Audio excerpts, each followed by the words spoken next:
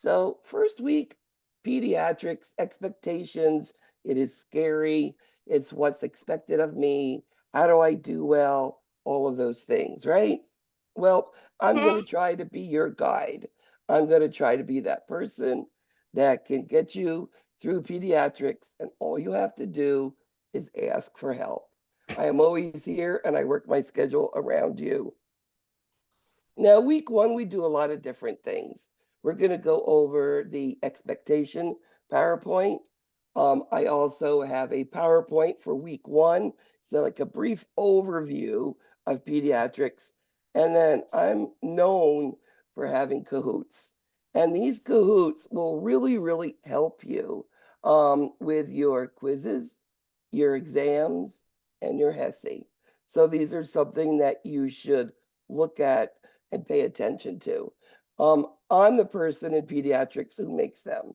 I'm the one who makes sure that with new exams, with new HESI concepts that students are missing, that I'm making sure that the PowerPoints, that the Kahoots have that information there for you. So know that a lot of time and attention is paid to help you succeed, and also to let you know I am here to hold your hand and help you if you need it. All you have to do is ask. I don't require a lot of time. I know most of you are working, overworking, going to school, family, children, responsibilities, etc., etc. I know that. So I know how your time is really precious. And I do understand that. And I'll work with you at your time to try to help you succeed. I had several students that were right on that cusp at the end of exam 2, and I worked closely with them. And I am really proud to say that every one of them got over 1,000 on the HESI working with me, and they passed well. And it's because they came to me before exam 3 and they came to me before the HESI. So I can help. So exam 1, if you're feeling uncomfortable, come to me. I'll work with you before the exam. Yes, we do reviews before all exams, okay? And the quizzes, which we give at the beginning of the classes, is on the week before's information. So your first quiz is next week, right? What information? Do the Kahoots again, okay? Look at that. And those will tell you types of questions that you will see there, okay? And always just review the PowerPoints if you're seeing questions on the Kahoots, you don't understand it, go back, look at it, or listening to the recording again. Now, I do have a YouTube channel, and it's Professor Bogart Pediatric Nursing, and it has 2.5 years of recordings, and it's every week, every exam review. It's multiple reviews for HESI. I'm going to help you guide you through that. Now, are any of you really weak at doing calculations? Because if you are, I can help you and teach you in 30 minutes, and you will understand up to and including mics per kilo per minute. I'll give you an example what just happened. One of the professor's daughters was taking a dosage calc for another college, not even Fortis. And as a courtesy, I tutored her for 40 minutes. She had flunked it twice. She went back and took that, got a 97.1, missed one question. So I can turn your mind around. Now, I know Pensacola, I know Professor Sprawls, I know the way she teaches. I do not do the ratio proportion, but I could teach you how to pick what numbers you need to use, and it will make more sense. Okay? So I'm here to help you, and I'm going to give you all sorts of recordings that you can listen to if you need to, and know that I am here to help. So tonight, what are we going to do? Well, we're going to do, first, let's go ahead and do what's expected of you, all of that online orientation, what you need to, how and when to turn things in, when you can't, etc., and all little guidelines. Now, online learning is hard. I get it, and I understand it. It's hard to be at home with everything around you, trying to keep focused. And I know it's 8 o'clock at night for many people on the East Coast, and I know that your days are busy. And for those in Salt Lake City, it's right at dinner time for all of your children, and I'm realizing that. So I'm going to try to help you get through it. So first of all, any problems with you don't understand, and many of you have sent me already um, little things and worrying about when can I, or Zoom numbers, or telling me that there's outages and weather problems. First, contact me. Now, I am the lead pediatric professor. So the next person above me is Dr. Brown. Any problem, you can't get hold of me, and it's urgent, I encourage you, please contact Dr. Brown. I'm not going to get upset. We work together as a team. So, Dr. Brown, here is her email and her phone number. She may not answer the phone right away, but I'm telling you, this woman doesn't sleep. She's here to answer your questions, and she lives in Phoenix, Arizona, but she'll answer things at 5 o'clock in the morning, her time. So know that she's there and available in case you need something. So if you can't get hold of me, you need something, contact her. When you're communicating, you can contact me on my cell phone when you're having an urgent need. Send me a text message. Or if it's something you can't express, call me on the phone, okay? If I don't answer it right away, I'll call you right back. All right.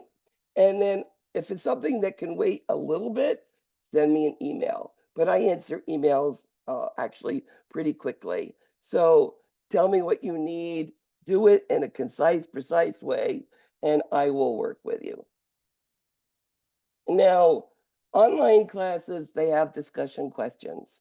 The first one is due tonight, 11:59 Pacific time, which for the Eastern people, it's 2:59 a.m. or 1:59 a.m., depending on what zone you're in. Now, this week I don't get so particular on it being in on time. And the other question is, do I have to wait to do the peer responses?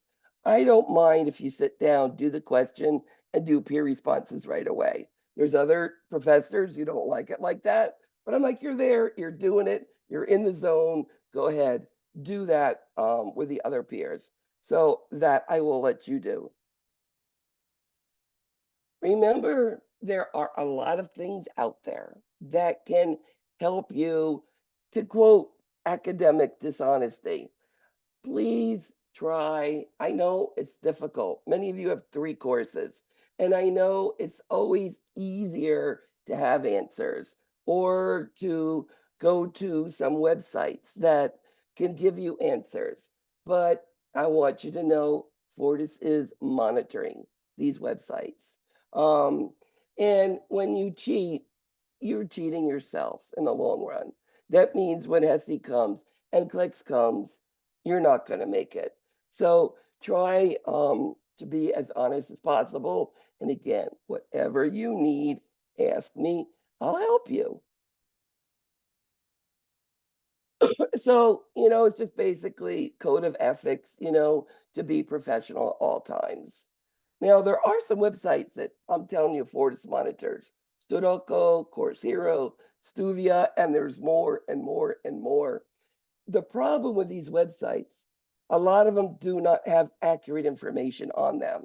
So yes, they have some stuff that's good, but they are being monitored. And if they find you on there doing things, I've seen students taken out of the program. So don't do that to yourselves. You guys have gotten to this level. Do not get yourselves kicked out because it's overwhelming. There's a way to organize your life. I know when I was going on to my PhD, I didn't have a family life. I had no life. My life was getting all the papers in, doing the dissertation, getting it all finished. So I know what it is to sacrifice. I know what it is to organize. Now, homework is due by Sunday at 11:59 Eastern, 2:59 Pacific time. That should be assumed.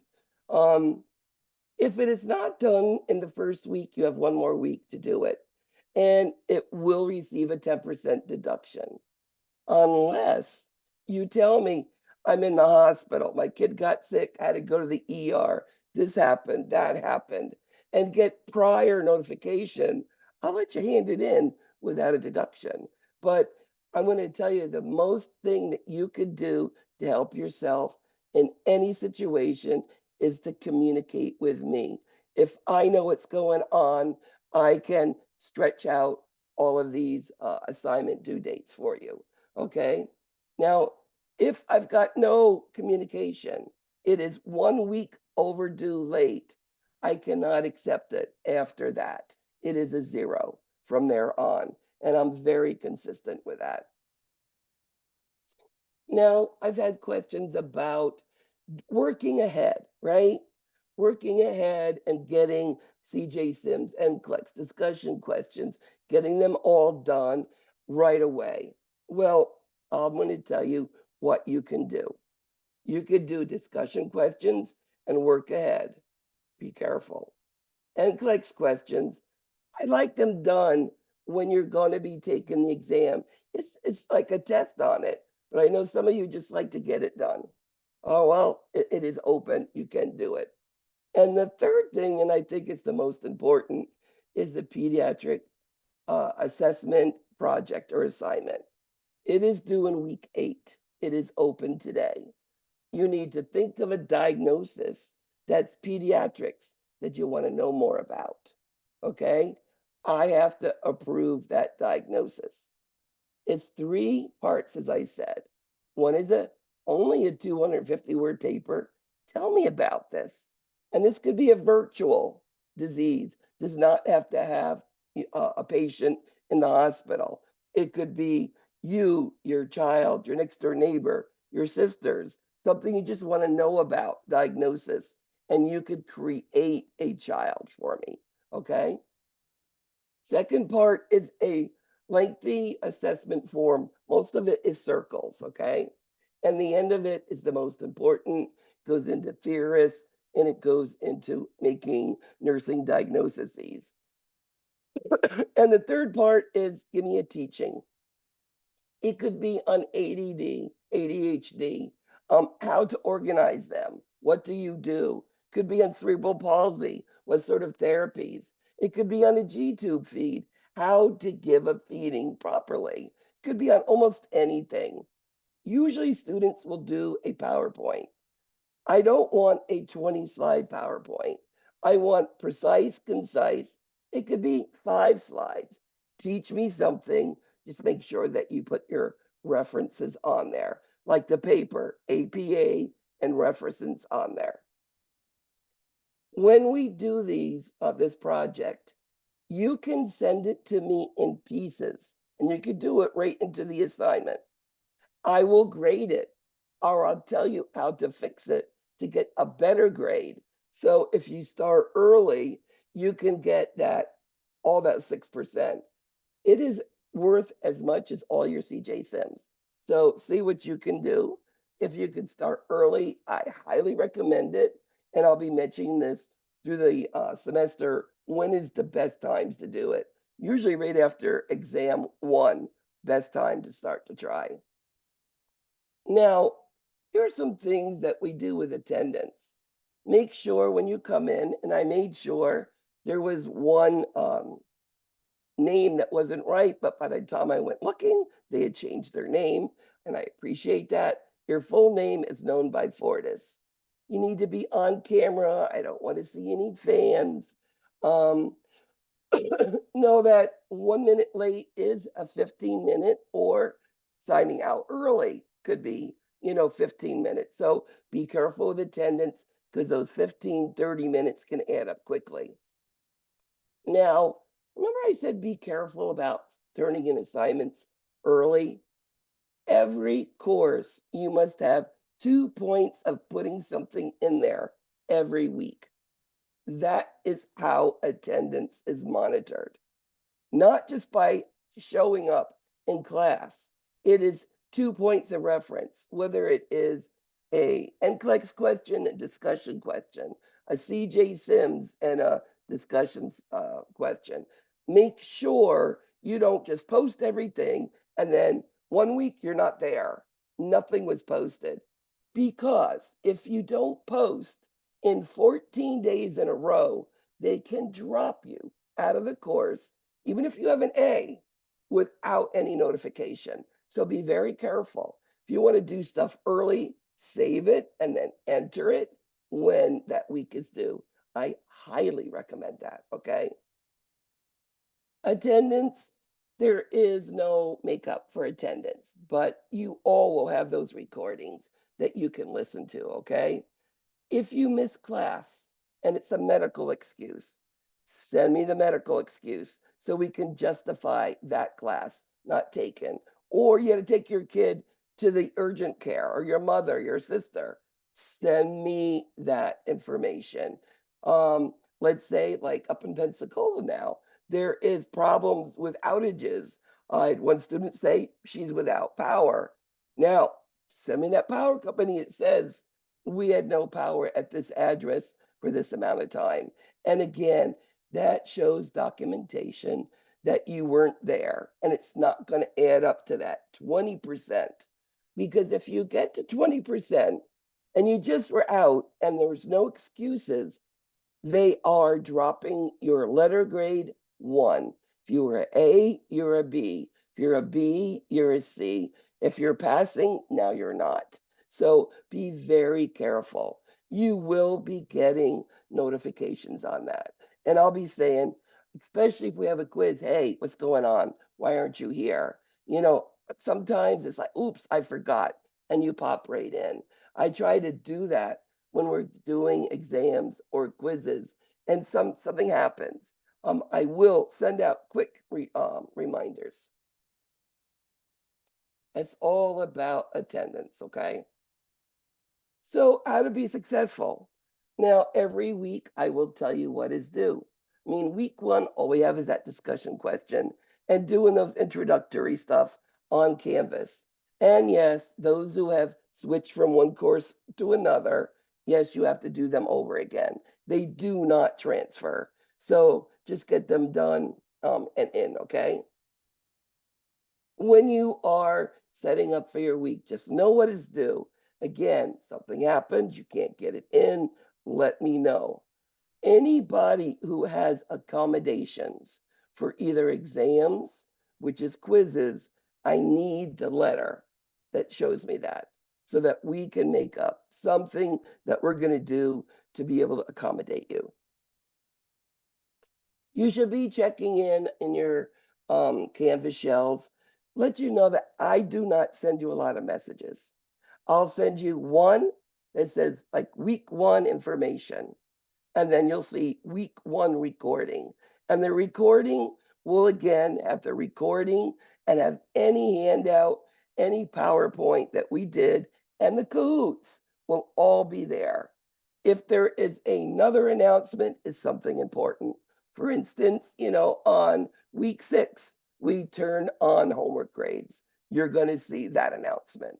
So only important stuff is there, because I know some professors just love to send 100 announcements, and in 3 classes, you're not going to read all of them. I know all of that, okay?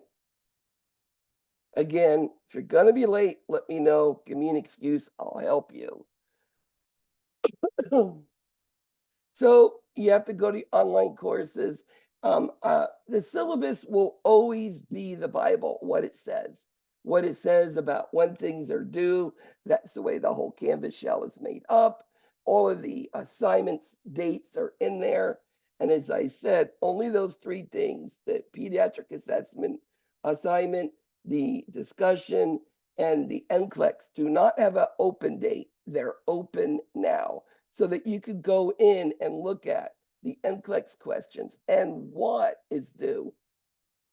And by the way, You saw me send another announcement about discussion week 1. Some of you have already did it and told me all about you, but it's 2 parts. There's something about nutrition and the importance.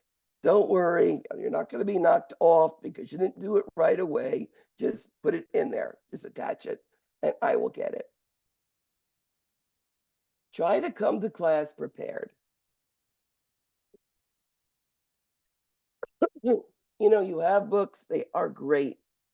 I'll send you the PowerPoints and it goes over all the concepts.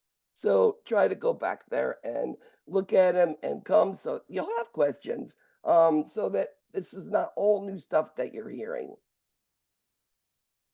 I do have an open forum. I don't set up what I call review days and times. My calendar is open for when you need me. I will be here to come and lecture on certain concepts or go over dosage calc. Whatever you need, I will help you with that. I know that I've been a part of some students they sent in, to appeal. I was a part of the appeals committee, and I realized that people who do reach out to professors, who do go to live reviews, they look at them differently and say, well, we need to give this one a chance. So you show effort. I'm telling you, Dr. Brown says, all right, let's try here. Okay. And she is like that. If you come to me, I know your grades will be higher. So that's just saying the same thing. KGA is unit exams, quizzes, and the HESI. And you can see all the rest of the assignments. The CJ Sims you see is 6%, also pediatric assessment. At week 6, I've already said we'll turn on homework grades. We turned it off week 8. I do not turn them back on till after HESI, after remediation, and that's your final grade. Students do fail on homework not being done. So if you get messages from me, get your homework in, it's because I'm worried, especially that pediatric assessment assignment. It's worth a lot. So you need a 78 on KGA, and then we add in homework. Homework, just get your 78 if that's what you want, so that you know you passed on your homework. On the exams and quizzes, what you need to do is come in on your phones, on Zoom, and on the laptop, you'll be doing your exams or quizzes. Okay? Make sure they're charged, or at least they have them plugged in. I can't tell you how many students all of a sudden their screen went blank. It's because they lost their charge and they didn't plug it in or forgot their charger. So just be aware of that, please. As I said, quizzes are at the beginning of the class. It's one attempt. It's 10 questions. There is no math on any of the quiz. And I make up the quizzes. So I know there's no math. And it's 15 minutes for the 10 questions. And you'll get your grade right away. Quizzes can't be made up anymore for no reason. Exams, make sure you come in again through the Zoom, and we're gonna be going through ExamSoft. If you haven't used ExamSoft for a while, I want you to take the practice test. As soon as it opens up, I'll set it up so that you're able to do it and go through it. Exam is only one attempt. Now, for instance, today, Pensacola, it's all of this power and the weather going on. What if you were taking an exam or a quiz and all of a sudden electricity goes off, internet goes out, and you're done? Well, you all have a phone. Take down my phone number, and it's in the on my welcome page about the instructor. It's 305-951-8055. Text me right away. Power went out. I can't get in. You can restart that exam from where you are. Exams, just because it happens, don't disappear. They're still there. and we could get them restarted where you left off. Okay, so just to let you know that. Quizzes, I just have to reset the quiz for you. So the accommodations, as I said, make sure I know about them. I need to know them a couple days before the exam as soon as possible, because then I could give the accommodations for the quiz coming next Wednesday. Okay. Exams are at the time of class. Those with accommodations will work something different, but there are some times where things happen. Let me know. Maybe you're sick. With COVID, I have COVID. I'm in the hospital and we have to reschedule. Usually, if that happens and you can't take the exam on the Wednesday night, you have till the following Wednesday to get it done. So please let me know. And again, we're going to need some sort of documentation for that. If you want to take your exams on the campus, and some of you do that, please, I need you to tell me you're going to do it, and you need to have faculty on the campus email me, and I can give them the access code. Okay, so it's two-part. Tell me who it is, but they have to contact me. We already know everything is going to be proctored exams. We look at IDs, whether it is your Fortis ID or your license, it's okay. And we'll be doing a check. As I said, those exams you have up till the next week. And again, anything, tell me before. If you, I had 2 students last quarter that something happened, they took off, didn't tell me, and I had to reach out and say, why aren't you here for the exam? And then, after class, I go, oh, I forgot to tell you. Well, please, I know stuff happens, but there is a responsibility to yourself to make sure that you do the exams and not get a deduction. I don't know before, I have to give you a 10% deduction, and I don't want to do that, okay? Let's see what else. As I said, technical issues. Now, HESI, I've got a great, actually a Cahoots, and I got a HESI Q&A that I open up the Saturday before HESI week. And it starts and again, looks at concepts and makes you think. And the students have told me it's really helped them. So between the Cahoots and between this Q&A that I do, you'll do well. Usually my benchmark is 900. I mean, most of my students will do 900 and better if you do what I tell you to do. And again, we'll be telling you all along. Remediation, you have to do. This will be posted. And it's due by really Sunday night, well, Monday night, which is early Tuesday morning, that remediation. And I'll be notifying you if there's a problem. Again, you need anything, you let me know. Get your homework in, keep organized with it. That you need to get it done the first week or get 10% deduction. In the NCLEX question, follow the instructions, what areas they want. This first NCLEX question you're going to do, it has on developmental levels, which isn't under the pediatrics tab. It's under growth and development. So be aware to when you look at that. And I need it sent in properly. I don't want to see a green screen with it done. I want all the big workout, all the different pages.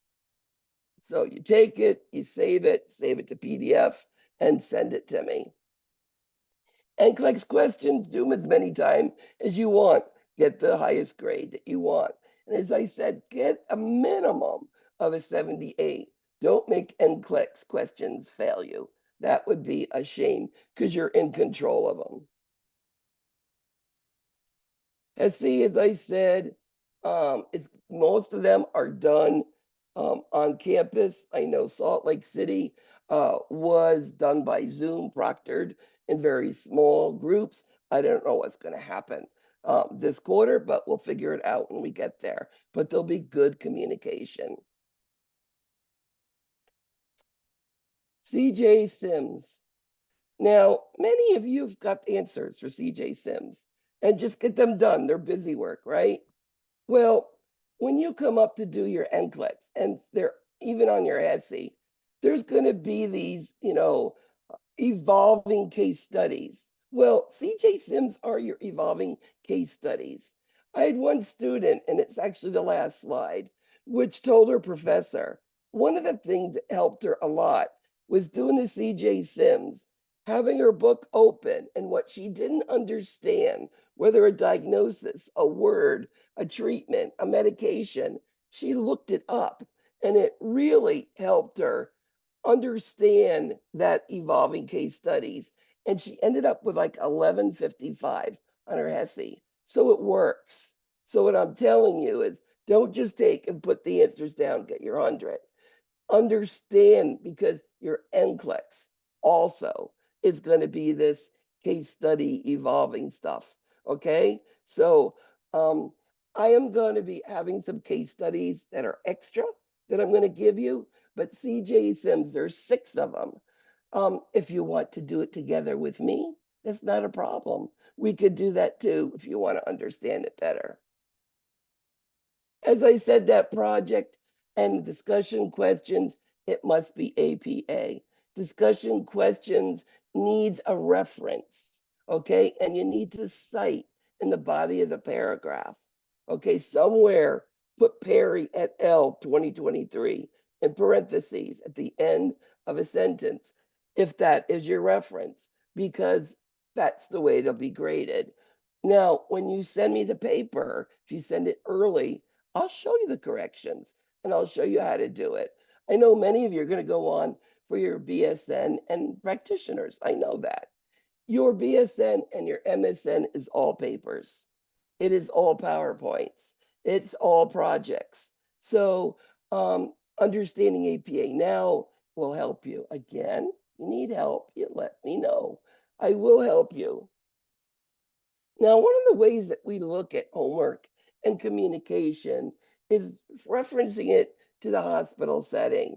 Like, if you didn't get something done, would you do nothing about it? No, you would notify the charge nurse or you would notify the doctor, right? Well, if you can't get your homework done, you notify me. So this is what all of these things are talking about. And this is that student. Just last quarter, she got 1145. I gave her a little bit more. 1145, a 99.99 on her HESI. And it was because the CJ Sims were great. She also felt that the NCLEX questions help. Of course, NCLEX questions will always help. And she always went, talked to professor, found out what she got wrong on exams and quizzes, and she understood it and she did really well. So that's the way you can succeed. Again, whatever you need, whatever I can do to help, I'm here to help you. Miss Peggy Bruce, are you there? There you are. Okay. All of a sudden, I didn't see anybody. You have to be on camera. Did everybody get week 1, the PowerPoint? It's updated from last quarter. There's some stuff in here. Again, I update all of this every quarter to make sure you guys have everything you need to be successful in this. Now, anybody ever hear of healthy people? Healthy people, I didn't know what it was until I went for my BSN program. And what healthy people is a government thing. And in vulnerable populations, the elderly or the children, of course, those are 2 big ones, they have goals that they want to reach. So in right now, goals for children, mental health, nutrition, healthy weight, we've heard, Obama and getting out and exercising and, all of these different president wives doing these things. They're all related actually to healthy people. In children, what are our big problems? Well, obesity, diabetes. We're going to get into that later on. Children are sitting home on these electronic devices, right? And there's so much fast food around. Injuries will always be a problem, and number one injuries is always motor vehicles, okay? And of course, violence, vaping, and yes, children have mental health problems. Now, the first 28 days of life, an infant is called a neonate, okay? After 28 days, up to 1 year old, they're an infant. And there is infant mortality. You know, we think United States is doing so great in medical care, but we are really far behind many other countries. Switzerland is a big one where they've got really great mortality rates. It's very low. I mean, we know a lot of it has to do with dying in the first 28 days, and then a lot has to do with how much did they weigh. I think that infant right there is about 900 grams. And you can see the pink skin, right? Immature, maybe a 26 weeker. Tiny, tiny. As we get older, we have less death rates. You know, we've gotten over that being a kid, you know, being an infant, growing, nutrition, body working, you know, developmentally doing what it's supposed to do. So death rates in children greater than 1 year of age are less than infants because that's the way it is. Because now it's not dying because they're premature, etc. As they get older, it gets less. But then look at that adolescence. They start to have more injuries, more homicide, playing with guns, right? And then we're going to learn about adolescents and their body image and feeling less than and their identities. And there's a lot of suicide in the adolescents. And these groups of people, we're going to see increased mortality. Of course, homeless and poverty and low birth weight. Those are the big things. And of course, chronic illness. You know, this picture looks at a lot of things that happen. I had a brother who burnt his entire arm and had scars his whole life. Thank God it was only an arm, right? Because it could be on their head and occlude their airways. Well, I live in Miami and swimming, drowning. I've seen doctors' children get in the pool and came up and they were never the same again. And it's a, you know, a lot of safety stuffs are put in place because of that. Of course, guns, of course, plastic bags, and, you know, getting into somebody's medications. Now, pediatric nursing, it's unique. You know, the family is the constant in a child's life. And we don't just take care of a patient, a client, right? We take care of the entire family. So it's all family centered care. And how I describe this as if I have a kid, a child, or an infant, I'm taking care of them. As I'm doing what that child needs, I'm teaching whatever parents are there, what's going on. So I'm educating that parent what to look out for in that child. And they become my eyes and ears because they want to know about their kid, what's going on. And they're very good to do that. So teaching parents is you know something that should be done. Now, I'm not saying it's always easy. I've had some very difficult parents, and that's what makes pediatrics unique because you have to deal with mommy and daddy, maybe grandma and grandpa, right? And a family. A family is whatever they say it is. There's two girls, there's two boys, there's a grandma and a daughter, there's a father, there's adopted, there's all types of families. So the pediatric nurse, we're that in between. We have to develop a relationship with the child and with the family. And our goal is to be the advocate for that child and to help that family through it, whether it's through teaching, showing them injury prevention, or even, you know, health promotion. You know, in the adult world, you start an IV. Do you ever numb the area so they don't feel that stick? No. In pediatrics, we do so much. It's called atraumatic care.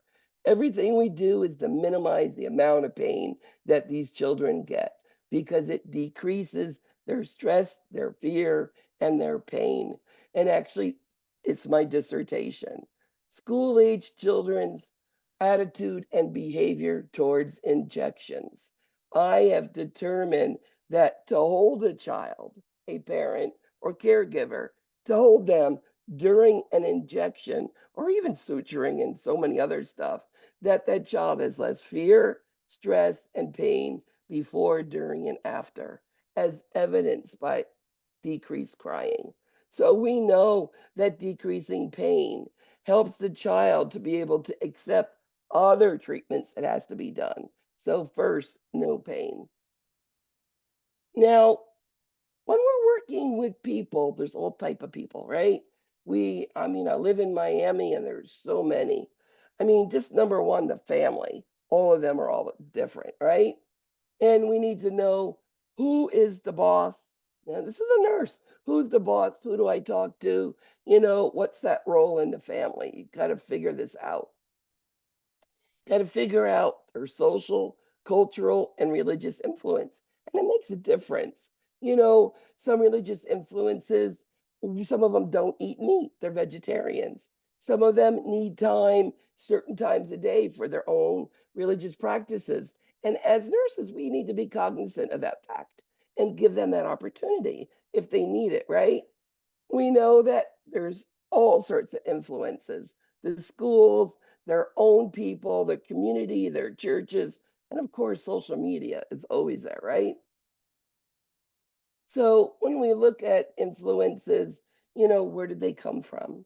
All sorts that will, the way that they act, the way they do things, their rituals, right?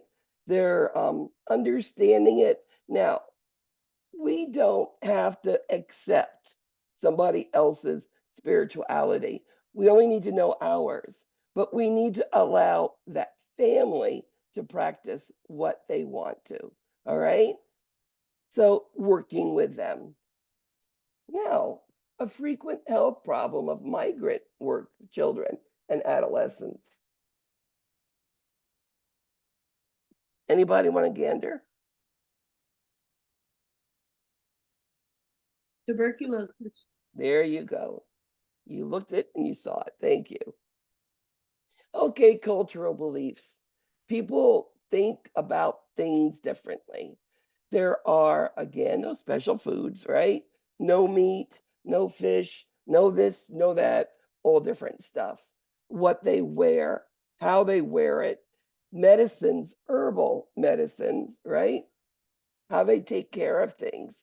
And of course, that spiritual, do they pray? Um, do they have rituals like, the Chinese and they cupping that they do, or the American Indian and their dances and whatnot? I mean, I've been involved in some different cultural things. And the thing is, if it doesn't harm that patient, that you allow it to happen. I don't have to believe in it, but I have to give that family that opportunity to practice what they want. Now, one thing that I moved down to Miami from a very small town in New York, there was no culture at all. It was very back, very small town. And I moved to Miami and I started working in an emergency room. And I worked in a recovery room at Mount Sinai. And then I became a head nurse at a completely Hispanic hospital in North Miami that's no longer there. And then I became a pediatric nurse and worked in the ER in a very multicultural center. And I had to understand, I have best friends that are Hispanic, that are Dominican. My children are half Cuban. My ex-husband is Cuban. My husband today is Jamaican. So understanding all of the cultures. For instance, I had one girlfriend that said, oh, she got sick because she was caught out in the rain. Or I got sick because I went to sleep with my wet hair. Or My kid got sick because they're not wearing socks and the floor is tiled and it's cold. Um, I have patients that believe if they have a fever, they should be wrapped up in multiple blankets. There's all different cultures believing things. And it's not that you want them to understand yours, but give them the reasons. For instance, having that hot and cold balance. And I know that I saw a lot in my husband's his culture, in the Cuban culture, that I would have my kids running around with no socks on and they'd have fevers. And he's like, that's why the kid is sick. I don't understand. And I'm like, well, if you put socks on, you're holding heat in. And when you have a fever, you should undress, right? Let the heat go out.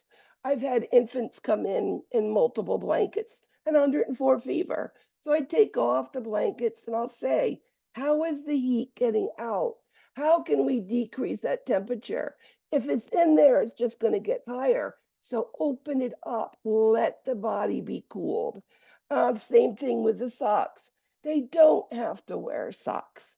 Actually, it helps pull the fever out. And kids feel better when the temperatures are down. When they're sick, they don't eat, they don't drink, they sit in the corner. Now, some health beliefs and religious beliefs. One of the things that I think was one of the most difficult to work with um, is these Jehovah Witness that don't believe in blood products.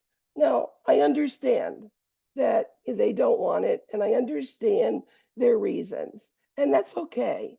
But if I have a premature infant with a hemoglobin hematocrit of 7 and 21, and they're symptomatic, having periods of apnea and bradycardia, and they do not make blood cells initially. It takes up to 6 months for them to start making their own cells, right? They need blood. Now, I have given blood to several Jehovah Witnesses children. I did one on the night shift and one on the day shift. I'm going to describe to you to show how I was courteous and respected their religion. Now, the one at night, I let the parents go home. They knew what was going to happen. And I said, call me at this time. This is when I'll be done. And they could make sure everything was okay. So I let them leave first before I gave it. Well, then I had one on the day shift. So the mother knew it was going to be given. So I didn't even let her see the blood bag. I would carried it hidden underneath a blanket into the room and had her leave, pulled the curtain, had the nurse check it with me, put it up, and I put the blood bag away with the slips on it, and I took the pump with the blood and hid it underneath blankets. So that mother did not have to see the blood being put in their child. Now, I want you to know 18 years later, I met this mother of the child I did that to, and she remembers me. She said she had been looking for me for a long time, and to tell me she's to this day respected how I respected her religion and her beliefs, and I didn't shove that blood in her face. So there's ways to do things, isn't there?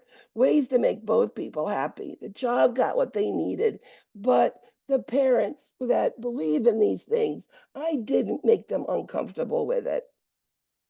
We know that there's sometimes, like my husband, the natural remedy person. He's the ginger and the garlic teas that he brews, all these different things. And they, like, remember, all of the G's can have problems with bleeding coagulopathies, right? So, what if he was on Coumadin? I mean, these are things you have to think about. So, nurses, we know that we're teaching and we're counseling, and for sure. Now, remember I said earlier that the incidence of death toll increases for the adolescent, right?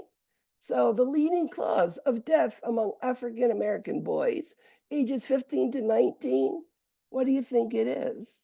See, It's firearms. Now, second would be suicide, believe it or not. That's why any adolescent who says they want to kill themselves, take it, and run with it and make sure they get help.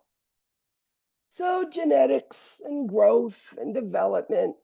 Now, the hardest part of pediatrics is the first year of life and remember everything that happens to them. That is your hardest, okay? Now, we know that growth, development, maturation, they go from, let's say, let me put it in perspective. A baby is born, they're 7 pounds. They don't even lift their head. By the time they get to 1 year old, they're 21 pounds and they're starting to walk, and some of them are running. So it's like interrelated, simultaneously ongoing the way it goes. And we just here describe what growth and development is, maturation, how they get more understanding, and they differentiate. So it's actually cephalocaudal from head, lifting the head up, to caudal, being able to walk is the name. Now I sent you a matching for week 1. It is a great tool to use because those are those definitions and terms that you will need. So we have directional, sequential, developmental pace, sensitive periods where these are areas, for instance, sequence. You lift your head and then you turn over, you call, then you creep, and then you walk. You do something before the next. Now, it doesn't mean they don't go from crawling to walking. Some children do that as long as they're moving forward in their development. Okay, and then their developmental pace. And this has to do with gross and fine motor skills, how they use their hands versus the reflex. And then it goes into voluntary, and then it goes into fine, doing little pincer grasp. And sensitive periods are those areas where those fine tunings go on there. Their metabolism at birth. Now I sent you a vital sign sheet. If you'll notice, infants' heart rate at birth is 140 to 160. Those are your neonates, 140 to 160. I have a At birth, yes? So I tried to open the vital sheet and it said the user was not able to access that. Okay, I'll resubmit it when I send out the recording right after class. I usually do that. Okay, I'll get that to you. All Thank you. right. No, thank you for letting me know for sure. I appreciate that. But basically, what it says is children that are small have a higher heart rate and a lower blood pressure. And as they get older, blood pressure goes up and heart rate comes down. So if we're evaluating a child, we need to know that's important. What is their normal heart rate? If I have a newborn whose heart rate at rest is 200, something is wrong. What elevates the heart rate? Could be fever, could be dehydration, could be pain, right? These are things I need to know to evaluate. So that's why I sent that tool and I'll send that to you. At birth, children are wet and they've got a lot of extracellular fluid going on, and thermoregulation is very important. They need to be dried off, put underneath a warmer right away, right? And then all of a sudden they come back from the nursery, they're just wrapped up in a blanket and they're fine because they start urinating all that extracellular fluid, okay? We know they sleep, they rest, they're all different kids. Infants are more, they have more nap times, and as they get older, it becomes less and less. You're going to hear me say nutrition, nutrition, nutrition. It is the most important influence on growth and cognition. Children who don't feed the tank, their brains aren't filled. They're not going to be lifting their heads and turning over and cooing and talking, and they're not going to be doing what they should. They don't get the proper food and nutrition. You're going to see delays. And that's one of the things we look for.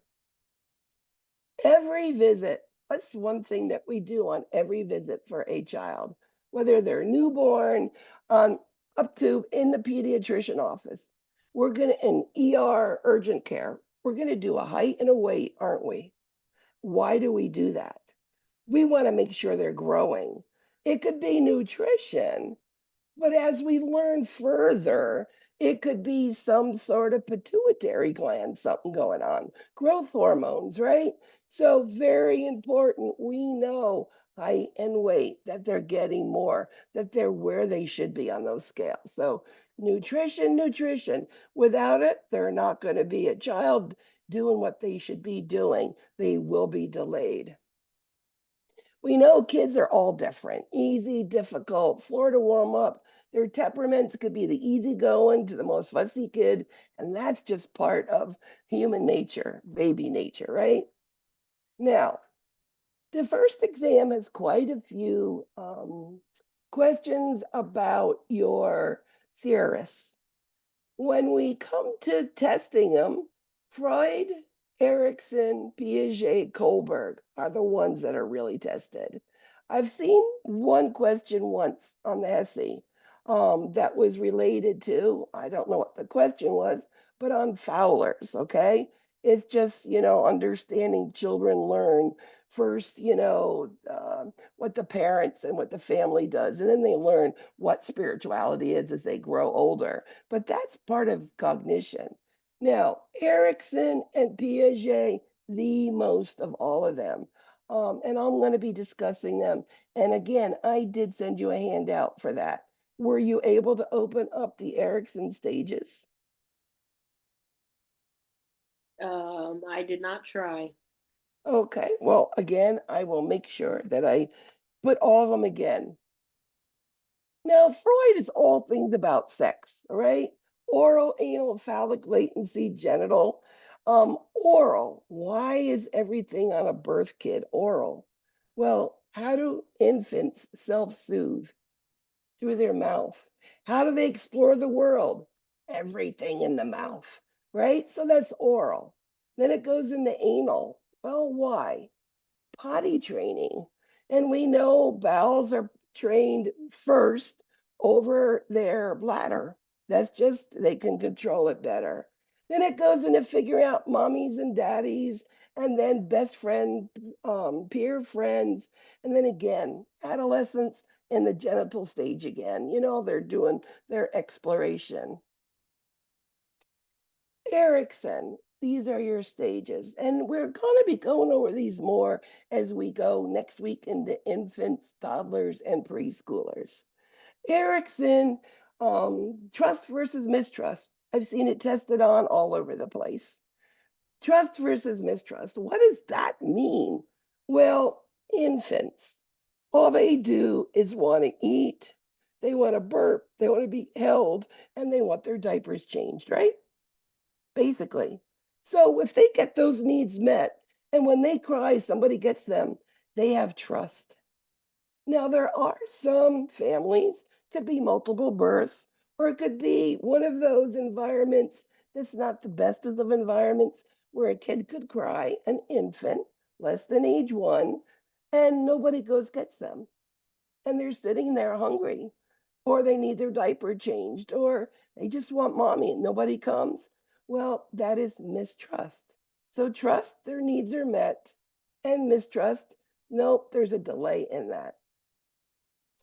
Shame and doubt is toddlers. It's a hard one to understand. Well, autonomy versus shame and doubt. Autonomy. What does that mean? That's automatically all about me. Autonomy. Mine, me, I do. They're selfish. Toddlers, ages 1 to 3. Now, what is that shame and doubt? Well, what do parents do to that little toddler who's trying to jump off the top of the couch and jump over to the other couch and there's too much of a distance? They're going to fall and break their heads. The mother, the father, whoever, no, no, don't do that. Stop. You're going to be careful. And they tend to do everything for the kid. Well, that kid didn't have a chance to experience it, did they? That is their shame and doubt. Now, the other one that they test a lot about is school age, the 6 to 12, industry versus inferiority. Well, industry is that business. That's the factory. That's what I produce and I do really, really, really well. For instance, I was good at kicking a ball and running, and I was great at math and spelling, but I was horrible at science, or I was horrible at, so I couldn't, oh, my handwriting was horrible. And I wanted to do that well. Well, the industry I do well, right? That's a task I can perform well. Inferiority are those other things I can't do well. A school age children wants to please. They want to do everything well. So that inferiority is what they can't.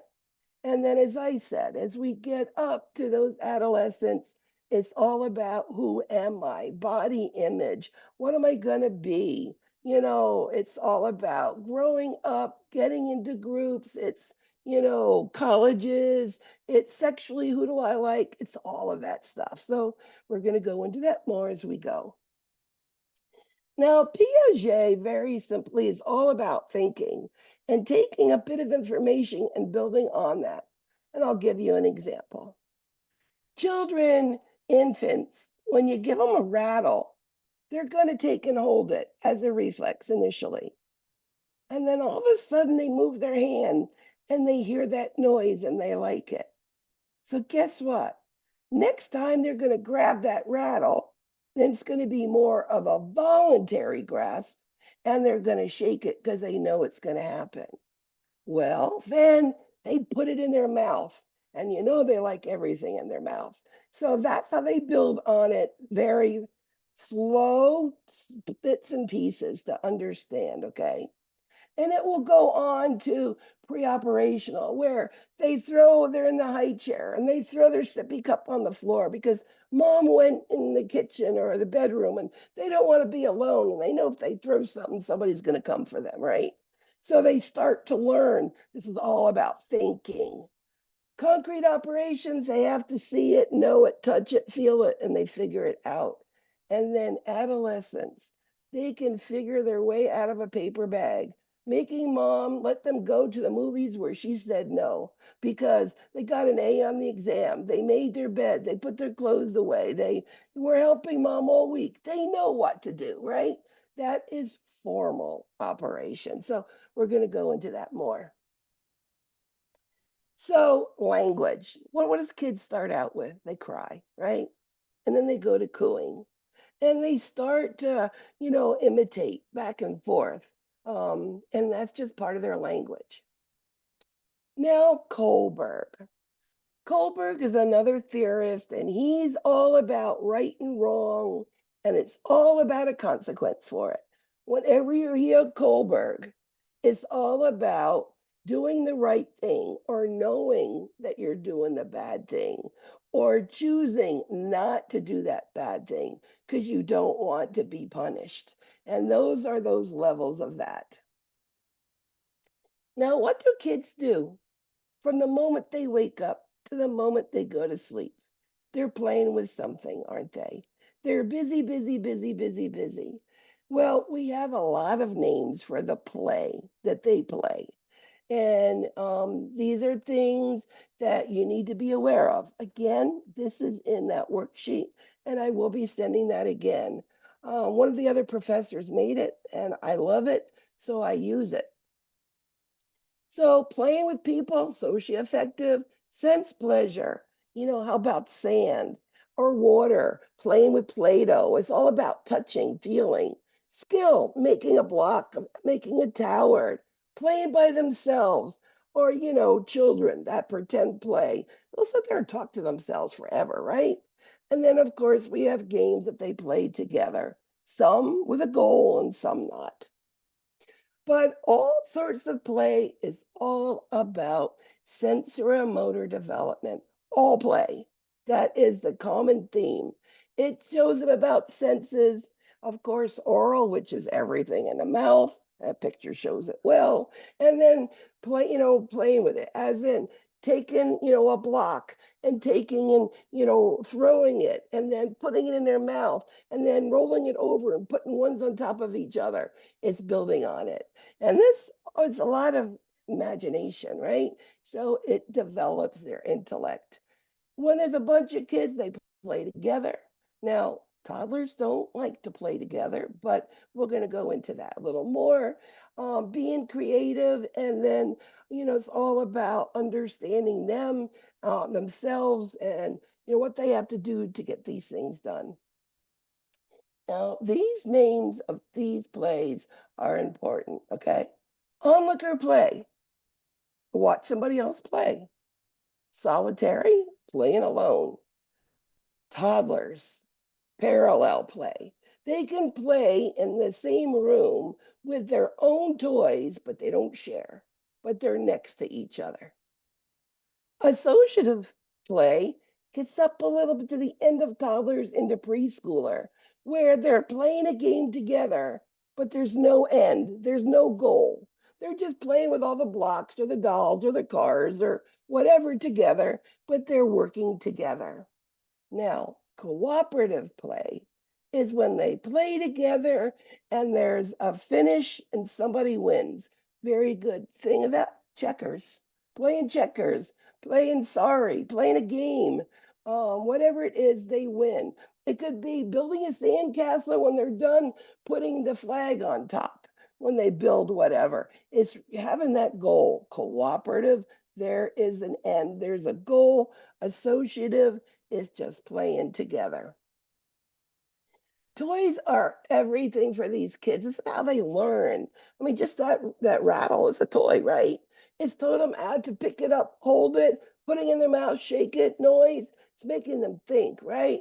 And it enhances their development. It makes them, when they're looking for it, they're sort of squishing and wiggling, trying to get it. They're using muscles, and all of these things are good. Now, developmental assessments, we're going to go into as we get into your infants and toddlers. We're going to go over those things and when these things should happen on them. And it's important as nurses, we're going to look at them and figure out, where they should be. If a kid is 7 months old and you pick them up by the arms and their head falls back or head lags, it's called a head lag. We know there's something wrong neurologically. Is it nutrition or is it something neurological? So these are things that would be investigated. So these screening things that we will know. Now, children with disabilities, there's all sorts of different assessment forms that we do for them because they don't do things on the same time as children without disabilities. And of course, all ages do different things. We know children can be born all different things. As we go on up into ortho, we'll go into clubfoot and those cleft lip and whatnot. We know that there's syndromes that can happen. When we think of a syndrome, most people think of Down syndrome, right? But there's so many more. Genetic factors, we know that genes, genetics are important, things that are looked at when children do have syndrome problems. So it's something that we will actually recommend if you have a child born with a genetic problem. And it could be due to anything, or it could just be one of those chromosome things. I see 22 pair, Q22 deletion. It's DeGeorge syndrome. Has to do with the way that the chromosomes were, and genetics will show us. Who did it come from? Mom, dad, both. So nurses are the person that is going to be there to help parents through. Parents go through a lot, and especially on a child who's chronically, critically ill. Parents have mother and fathers, it's really hard for them. So helping them be aware of them, getting them what they need. Sometimes is at birth, they look at the child and they just don't connect. And trying to help that happen. And then, of course, making sure children get everything they need. So, communications today, you're lucky. You guys, in most places, there's computers. Computers in every room, mobile computers well down the halls. I used to have in the very beginning charts and writing on them and finding charts. And, today we're lucky. So much information, previous admissions are there, and it's great. Just remember there is a responsibility to any of this information. And remember, 18-year-olds, if they're cognitively aware, they sign for themselves. Although that is in a pediatric hospital, they can go there. So be aware about the 18-year-olds. I mentioned parents, and I've told you there's a lot of problems and issues with them. And I've told you that, they can be your best helper, but they can be really difficult. And some nurses don't go into pediatrics because of parents. I've learned to take the hardest parent and make them into my helper. In fact, I was the one who got all the difficult parents because I had patience with them. Sometimes they just want somebody to talk to and to be honest with them, and then they'll become that person to help. So letting them listen, understanding cultures. I mean, there's some cultures you don't touch. You don't, go into their private space. Some of them you don't look in the eyes. Remember, it's not just you talking, use silence, be empathetic. I mean, telling a parent who's, in the ER with their young infant that's been sick with a fever for 4 days go, oh my goodness, you must be exhausted. This poor child's been sick this long, and you've gone to the doctors twice, and you're here. Wow, you've done a great job. Sometimes those parents, you just tell them that, and you could see their shoulders relax, and she understands, and it just helps. Remember, behind every child is a parent. Remember, if you have a language you don't understand, don't have an older family member translate for you. Always use the phone. And the reason is that interpretation could be what they feel the interpretation is, not exactly what the parents say, okay? Communicating with children. This is the hardest thing. Now, the last 10 years I worked in an ER, and I had 4 rooms that would turn over constantly. I could have 30, 40 patients in a 12-hour shift. Easy. And you have all different age children. How do you talk to a child?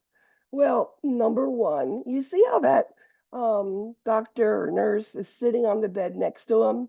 You get down on their level. I would go further. I'd sit on a chair and sit below them. I would make me feel less threatening.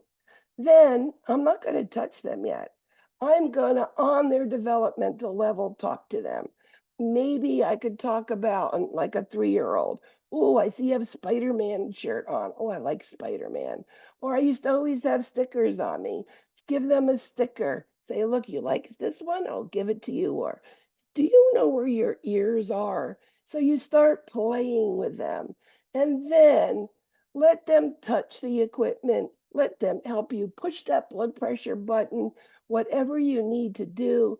And all of these things, this child will not be threatened now by you because you didn't go in and attack. And taking those couple minutes saves you a lot of time. I can't tell you how many children would run out of the room, down the hall, and out the ER because they're afraid, because you don't know what happened to them last time there. So understanding those things and make them feel a part of it is playing with them. I mean, I went to work every day and I could play and I loved it. When you're doing a history, make sure that you figure out who you're speaking to. I've had, for instance, parents come in with their best friend, their aunt, grandma, grandpa, and the mother's talking, but she keeps asking the aunt, so when did you last give this? When did you last? I'm like, so why are you asking her? Well, he was with her all weekend. I just picked him up and he was sick and brought him in. So know who your person is to speak to. And again, parents like to share about everything. What you want to know is what's going on right now. Why is he here? And then, of course, find out, is there any pre-existing conditions, which would be part of the birth history. Of course, you always want medications they've taken, and of course, allergies. Very important. Immunizations. Now, immunizations, the lack of, and that child needs to be admitted, could make that child go to a private room without somebody else if they've had no immunizations and they've got like severe upper respiratory going on. They could have things like pertussis, something that's highly contagious because immunizations. And, I do have, an autoimmune condition and I would have a kid. There's no immunizations. I put a mask on. So you need to save yourself too, along with other immunosuppressed children that are around you. Growth and development. What are they doing? When did they do it? And any habits they like, especially if they're being admitted. What comforts them when they're upset? If you have to go down to the cafeteria and your child's alone for a brief amount of time, is it the blanket? Is it the pacifier? Is it a doll? Is it a pillow? What is it? Tell me so that I can know what they like. Histories as we get older and adolescents, their sexual history, if it's, really connected to why they're there. If an adolescent comes in, urinary tract infections, one of the things that could have occurred that happen is that maybe they're having sex or they're experimenting with sex. Now, adolescents, and we're going to go into it when we get there, but we can have parents leave the room, speak to the adolescent, and they can be open and honest with us. And again, you got to get on that adolescent for them to trust you because, again, you're threatening. You're like a mom and dad. You're threatening just like they are. Like, can I trust this one, with this information? And of course, the culture, understanding what the family is. The history is, part of school problems. Now, I'd always ask a kid, so how you doing in school? What's your favorite class? Who's your favorite teacher? You know, um, that tells me a kid what they're like. You have a kid, any unusual habits, like I said before. Now, this parent-child relationship is important because you're most of the time sending these children, whether through urgent care, whether it's through the doctor's office, or even in the hospital, you're going to be sending them home with this child. I mean, I've walked into some of these ER rooms. The child is on the stretcher.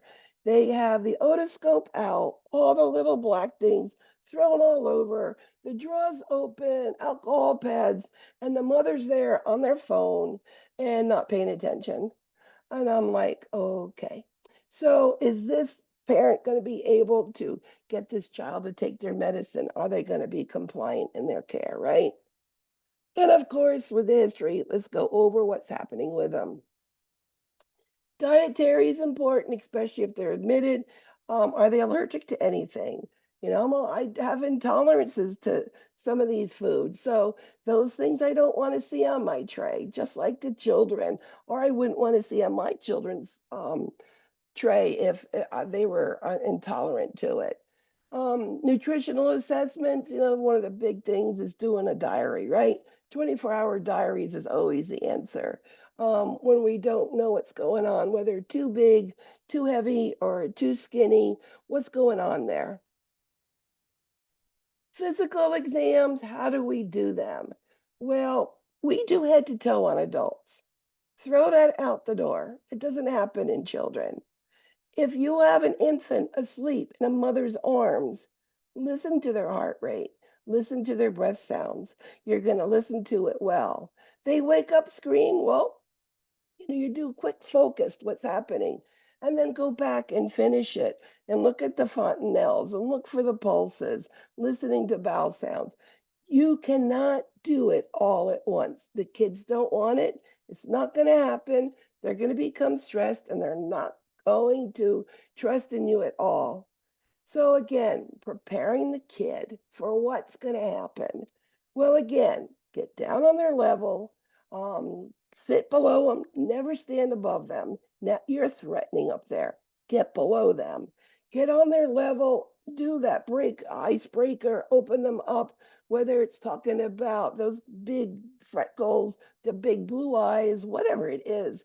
Get on there and then sit there and if you have to do something to the child, let them know.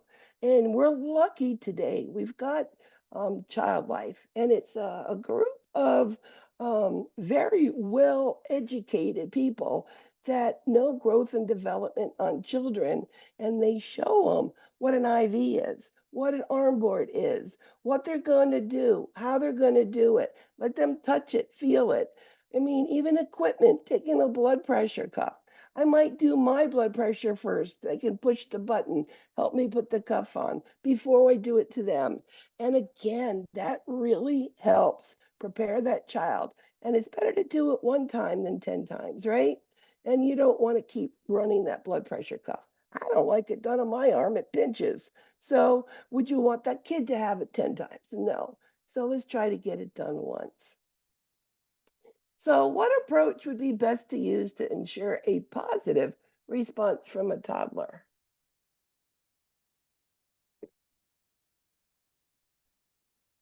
Toddlers are the hardest, ages 1 to 3.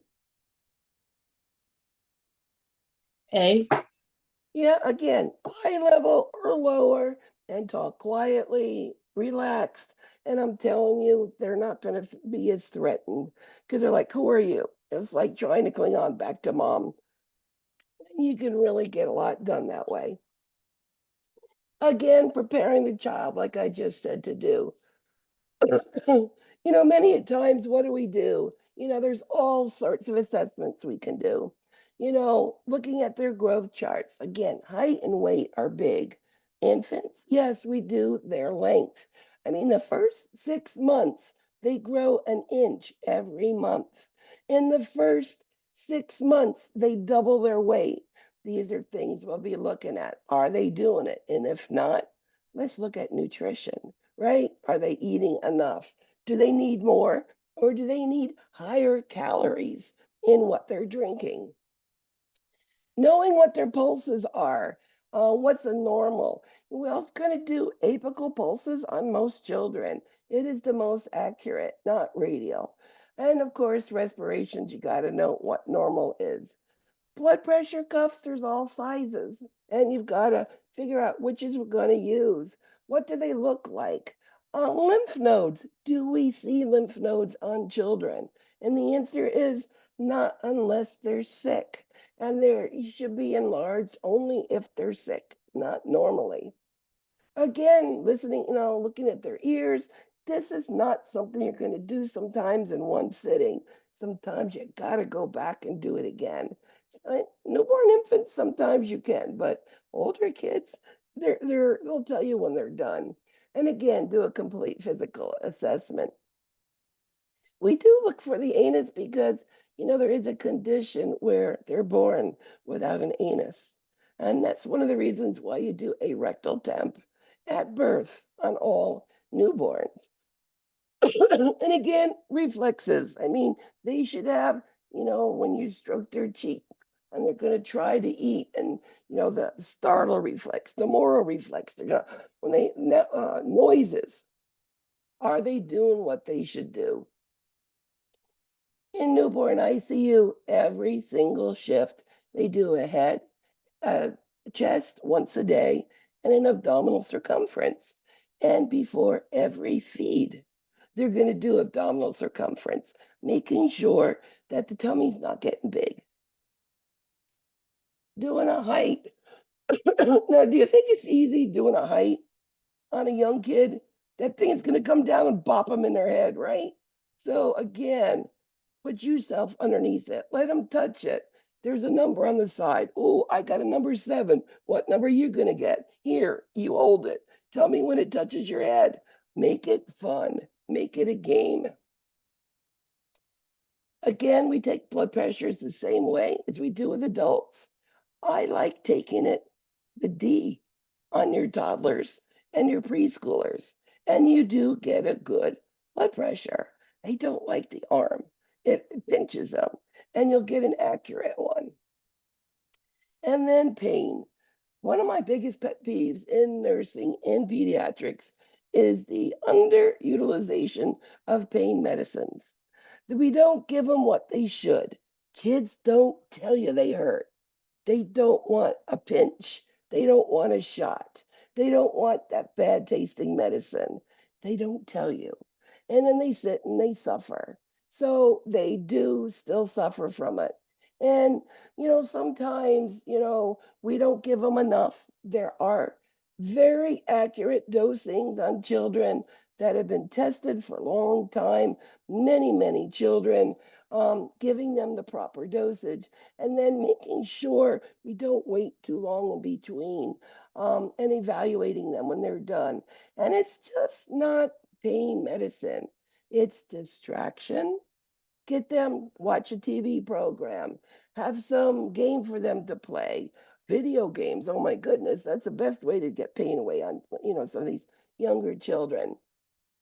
Give them a coloring tool, put on music, all of these things, elevating the head of the bed, right? Hot pack, cold pack, positioning, all of that, including with pain medicine, it can help. Now, an infant can't tell you on a scale of 0 to 10, 0 being no pain, and 10 the worst pain in the world, what number, right? So what do we use? Well, we're going to be using what we call faces on them. Flack on the young kids, and faces is going to be on those children from 3, preschoolers. Then we do faces, and I'll step back when I go to the next slide on what flack is. Now, faces is just like the numeric scale, but there's little faces there. And I'm telling you, 3 and 4-year-olds will point to the face, and children are honest. They're not going to tell you more than what they really are. Adults will tell you more. A kid never does. So, numeric is for 8 and older. We know what that is. And flack is a nonverbal kid. Could be an 18-year-old cerebral palsy child. And that kid, is showing signs and symptoms, which is their facial expression, their leg movement. Usually they're shaking a little bit. Activity, they're not moving because they hurt. Crying and consolability. Those things there will tell you a number, and there's a scale for it, will tell you, do they need treatment for pain according to FLAC. So FLAC is nonverbal and children less than 3, infants and your toddlers. And those are the pain scales that we mostly talk about. There is other ones, cries, that are there, but remember, use the appropriate one. Pain could be anything. I mean, probably the most common pain in children is earaches, right? Ear pain, and they hurt, and they'll point to it and they'll tell you that it does hurt. But it could be teething in the infant, right? And it could be, of course, appendix that do happen, or infections, etc., sinuses. But there is pain. Now, all types of pain. Children do have chronic conditions. Think about sickle cell anemia. That is something that there is pain, right? And that pain needs to be addressed. It's a reoccurrent. Sometimes it's just right after surgery. Know that we need to address the pain, because a child in pain, just like an adult who's in pain all the time, it does decrease their physical, emotional, and social functioning, and it really be almost to the point of depression, right? We know there's all different sort of checklists for certain children, but you saw the 3 that work well. As I said, non-pharmacological management. Now, that little baby there is a premature infant, and they're doing kangaroo care. I have seen infants in isolates or warmers, and they're just not comfortable, and they're moving, and they're anxious, and their heart rates are up, and their respiratory rate is up. Mom comes, puts them on the chest, and everything calms down. Heart rate goes down, blood pressure goes down, and they finally relax. One of the best things for those little premature kids. And the other thing that we have in the infant and younger kids is what we call non-nutritive sucking, a pacifier. Put a little bit of sugar water, sucrose, put it in their mouth, There is a study by Harvard neurophysicists that said it works just like morphine. That's what my grandson got his circumcision by, just a pacifier. And he only cried because they had to strap him down. Once he was unstrapped, he stopped crying.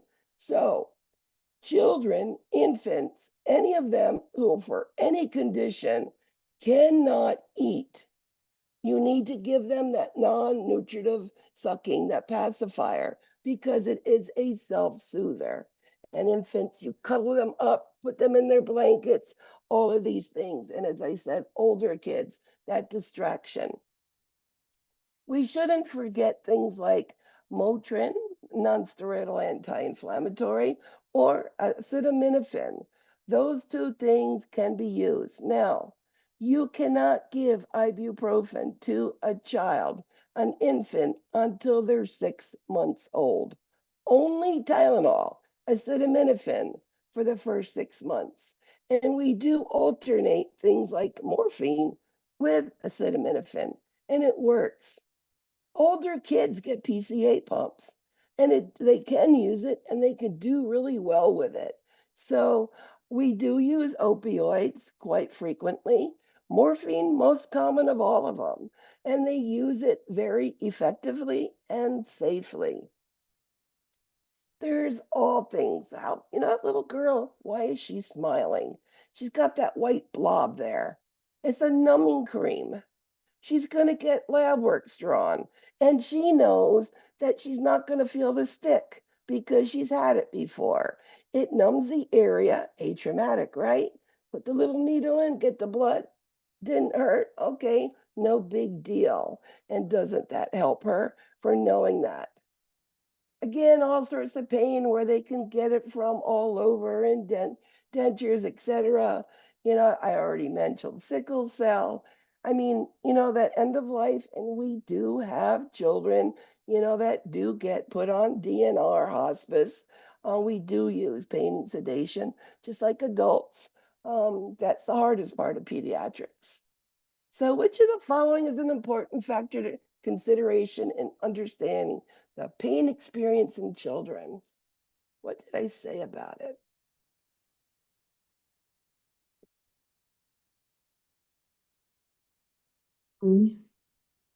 They don't admit it. They will not admit it because they don't want the shot. They don't want the needle. They don't want the medicine. Their sensitivity to pain is just like ours. They hurt just like an adult does. It's just on a smaller, and that's the mics per kilo, the milligrams per kilogram that we give.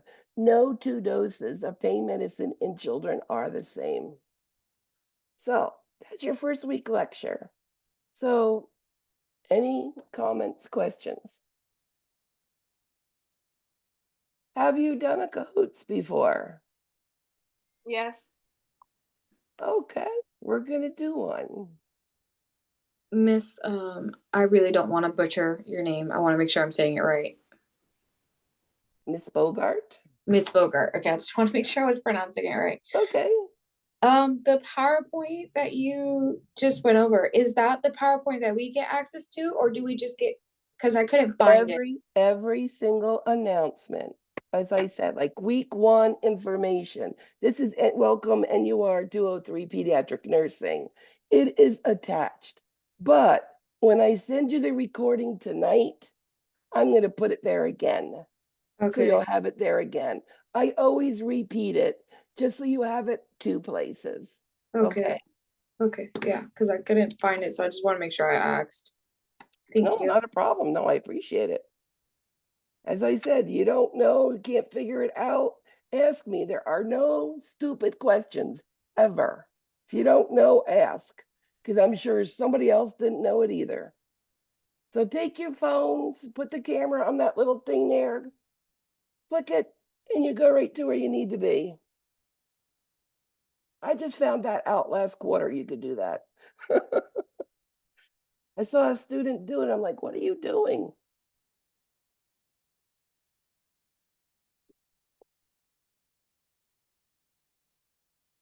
Now, as I said, next week we will be having our first exam, our first quiz. It is 10 questions. It's on this week's information. And go over the codes. A lot of the questions are there.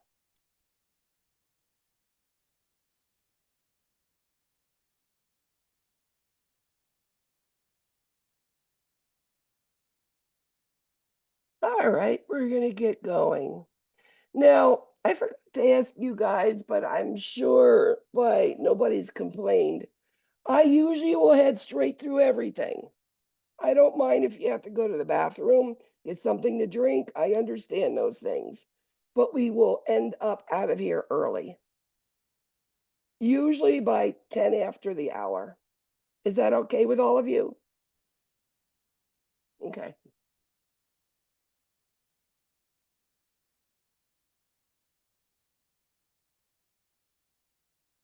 Infants, toddlers, and preschoolers. I think these are my favorite age groups. Exam 1 has a lot of infant on it. So types of play considered to be sense pleasure play. What did I say sense pleasure was? Now you're going to see questions that are from the lecture, from next week's lecture. This week is like an introduction to all of it, okay? What I like to do is, as I'm doing it, I'm going to explain to you what these things are. Now, playing checkers is a game, so it's not about texture. It's not about touch. I mean, I think the biggest sense pleasure kids do is putting the stuff on the high chair and smushing it all over the place, right? And that is because they like the smushing. But anything, it's usually with hands, they call, or even the toes in it. You know something? 1 second here. 1 second. I'm on the wrong. Hold on, guys. Hold on. I'm supposed to be on week 1. Give me 1 second. You know, I was working on week 2 cahoots, and that's next week, although some of the questions are very similar. Give me 1 second.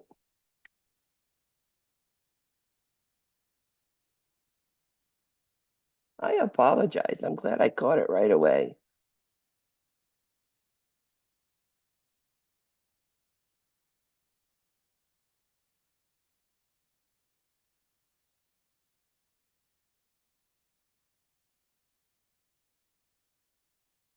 Here we are.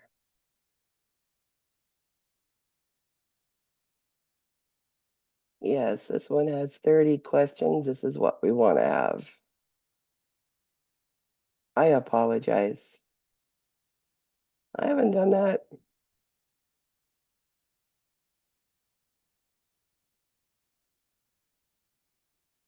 Thank you for your patience.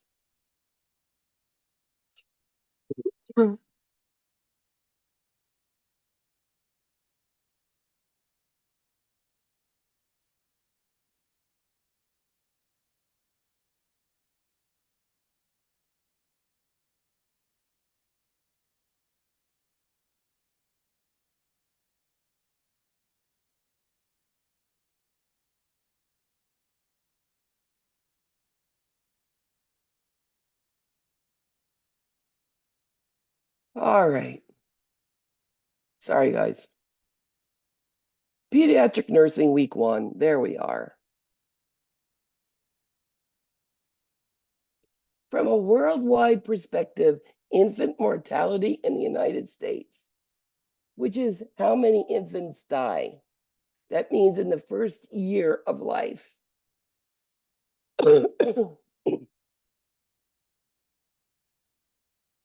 You know, I've seen a lot of changes being done. I've seen a lot of advances, but we still have a long way to go. And it is higher than a lot of the other nations out there. There's a lot more to be done. Has a lot to do actually with prenatal care too. The leading cause of death from unintentional injuries in children is what? I did mention this briefly. You know, children from birth They're put in a car. They have to have this car seat rear facing. They have to be restrained properly as they get older. And I've seen more than one child back up and ran over by either a neighbor, an aunt, and even a father ran over their child. Some were good outcomes, some weren't. And then you get to the adolescents and now they're driving. So this is the biggest thing in children. Unintentional injuries is motor vehicles.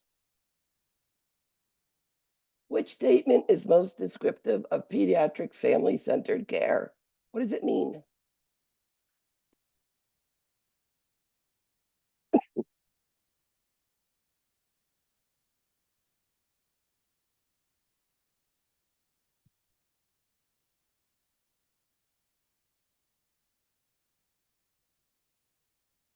The family is the constant.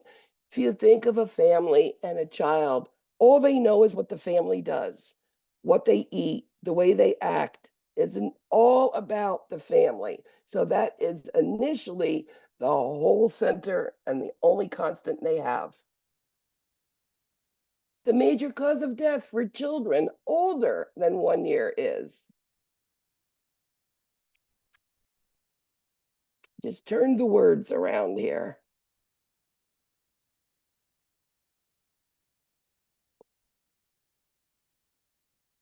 And it's unintentional injuries, which is they get injuries, but it wasn't that somebody did it to them.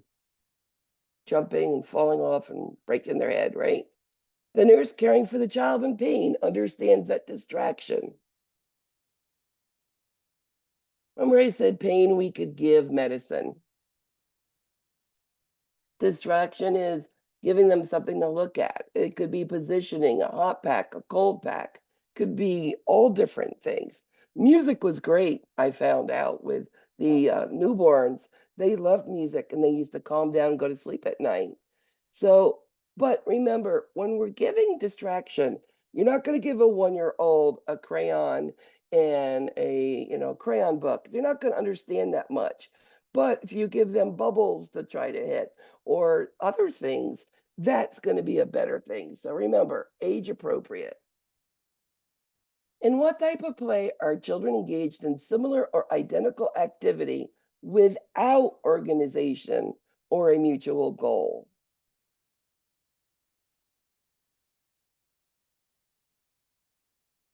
Solitary is alone. Parallel is good old toddlers next to each other, not touching each other. And then we get to the identical activity. It's your associative. There is no goal. Cooperative is now they have something who somebody's going to win, whether it's a game of checkers.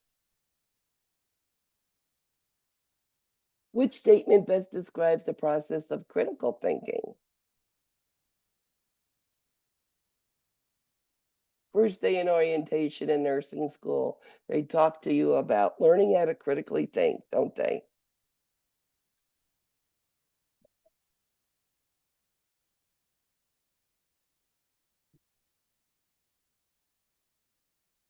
Every day you critical think, think, okay, I'm getting home from school, it's dinner time, I need to get something on the table for the family, what am I going to do? Oh, I got to stop at the grocery store. Oh, what do I have? What do I need? Right? That's critical thinking, as simple as that. What is probably the single most important influence on growth at all ages of development?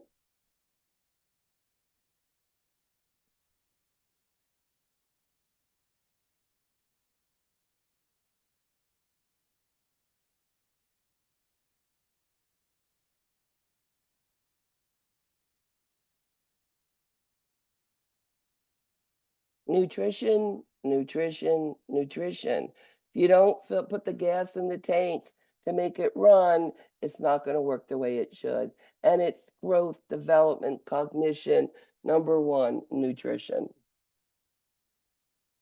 Frequent developmental assessments are important for which reason? Like, why do you want to know, can they lift their head up? Can they turn over? Can they creep? Can they crawl? Can they grasp? Are they building blocks? Are they walking? Why do you need to know all of that?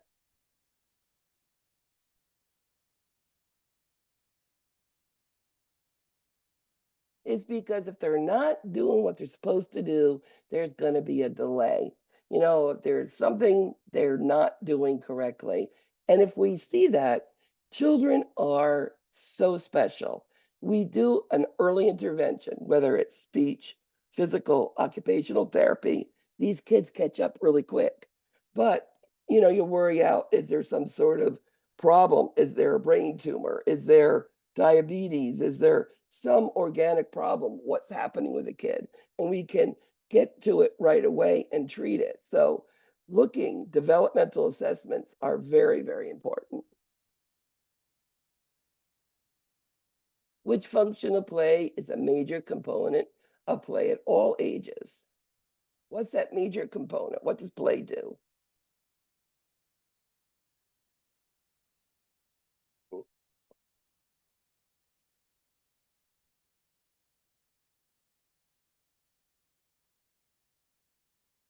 It's the sensorimotor activity because it alerts the senses. It uses the mouth with, you know, experimenting and searching and what is this? And then of course, moving it around in the air. These are all things that are teaching them. 3 children playing a board game would be an example of what?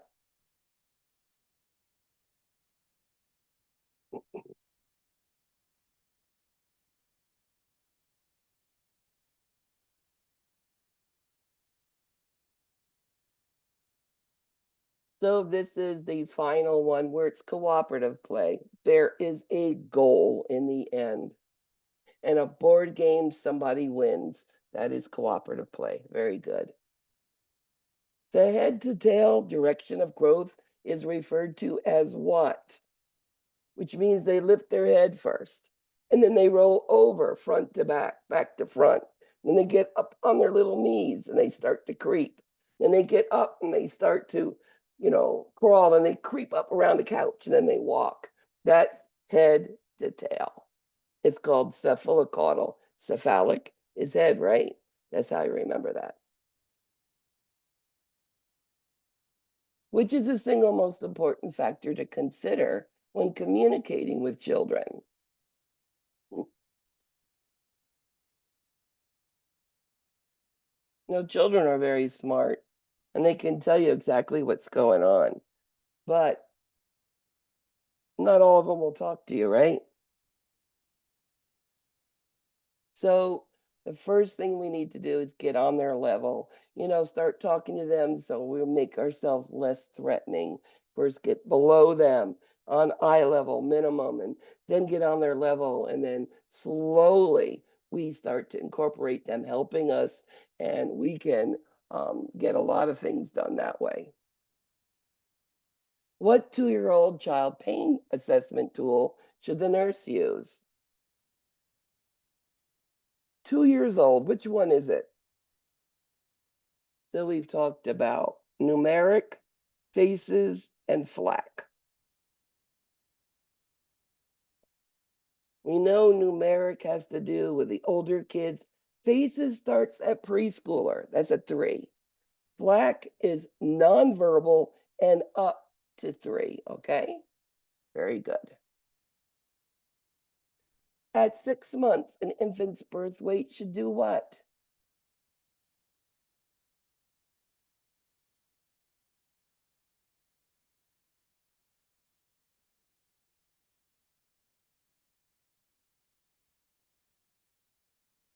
It should double by 6 months. Now, why do we need to know that? Well, if it's less than, we got to find out what nutrition they're not getting, right? Because nutrition is all about cognition and growth and development. Well, what if it should be 14, but it's 18? That means it's too much. So then other interventions would be done. The first expected fine motor developmental milestone for an infant begins with. Now, when we think of fine, think of F, fingers, fine. And the first thing they do is mommy sticks their hand next to them, and the baby, by reflex, grasps the finger. And mommy says, "Oh, look, my baby hugged me," right? It's reflex. And it's called a reflex palmar grasp. Then it goes into voluntary. Then it goes into a crude pincer grasp, which is like sitting in a high chair with a bunch of Cheerios and like smushing it in the mouth. And then it goes to a fine pincer with just the fingers. Then it's putting objects into a container, and there's a block of two. And that's the first year of fine fingers motor development. At 8 months old, infants should be expected to perform which fine motor skills? So if we know the first thing is a reflex palmar grasp, now we're up to 8 months old. Where do you think in that we should be?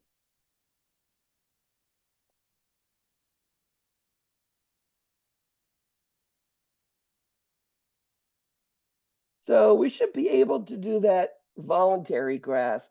And now we're in that crude pincer. By 10 months, it's more of the fine. And then it goes 11 months, putting the blocks, and 12 months, it's the blocks of two. The natural physical developmental sequence that most children follow is what?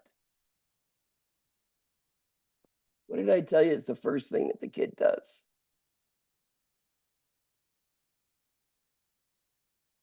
Part of cephalocaudal. And is, yes, lifting the head. That is number one. Which behavior indicates that an infant has developed object permanence? Now, I'm going to go over this more next week, but object permanence is children, infants even, they're going to see that there's a toy, a rattle, and they know it's there. And even if they can't see it, they're going to go look for it because they know it's there. Older kids, you put their toys in the toy box. They know when they wake up in the morning, they go to the toy box and there it is, right? So even infants know that if they go looking, they can find that rattle. Object permanence. In general, an infant should triple their birth weight at how many months of age? Now, this is the two about weight that you hear a lot about, whether it's Hesse's or NCLEX, because the first year of life is the most amazing what they do, the most growth, even the most movement with development. And that should be at 12 months or at 1 year old. Perform a head-to-toe assessment on a toddler, most important to consider before beginning the examination.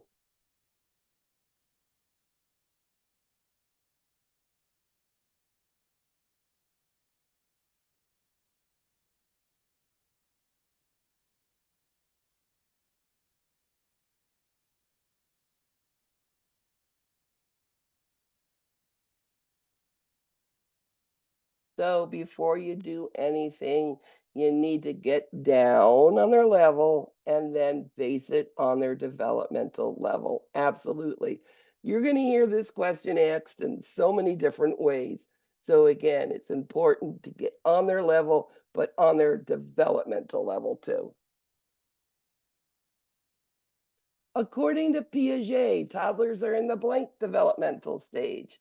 Now, these are questions that you're going to hear more about. Next week, I'm just introducing them at this point. Remember, Piaget is all about cognition, about thinking, putting things together. I told you formal is all about those adolescents, right? It's all about sensoromotor because we took that rattle, we grasped it, and then we made a noise and we put it in the mouth. That is all Piaget saying we looked at it, played with it, and we learned it step by step. The other ones, autonomy and trust, are Erickson. Which intervention helps a hospitalized toddler feel a sense of control? Now, toddlers are the hardest of all children to be in a hospital. They're feel threatened, all of these new sounds, and they're scared. It's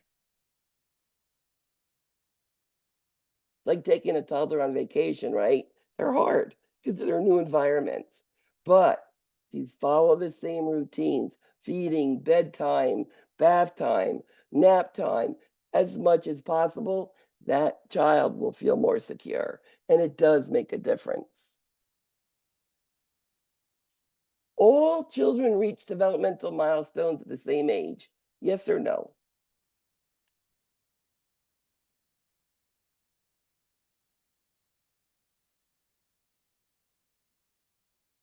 Well, I say most kids should be taking and walking by 12 months. That's what the book says, right?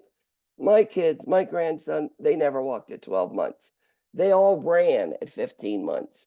And as long as they're progressing forward, it's okay. You're going to hear questions like, well, my other kid was walking at this age. This kid is slow. And it's like, no, they can all be different. As long as they're moving forward and there's no delays, it's all perfectly normal. Immunizations for a 4-month-old. Which action should the nurse take to provide traumatic care for the infant? They're going to get a needle and their vastus lateralis, and that hurts. How are you going to take care of that pain?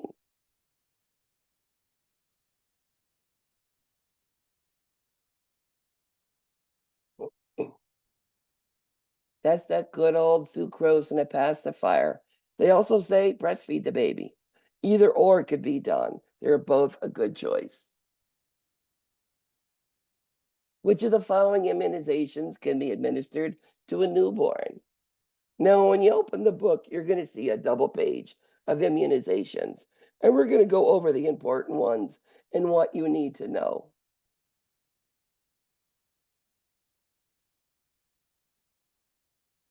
And this is one of them. The first immunization, usually given in the hospital before discharge, and it is Hep B, yes. The normal heart rate for an infant is.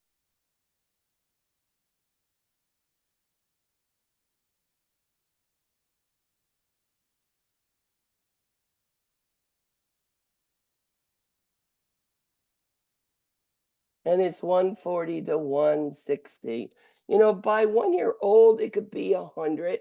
But initially, that neonate, that beginning, is the 140 to 160. What is the preferred site to give an injection to an infant? I just said it. And that picture, I would never ever give an infant without somebody holding their hands an injection. I would want to scratch a child's thigh, and it is its vastus lateralis. You don't give them in deltoids till they're older. The death of an infant under 1 year old with no known cause. What is it called?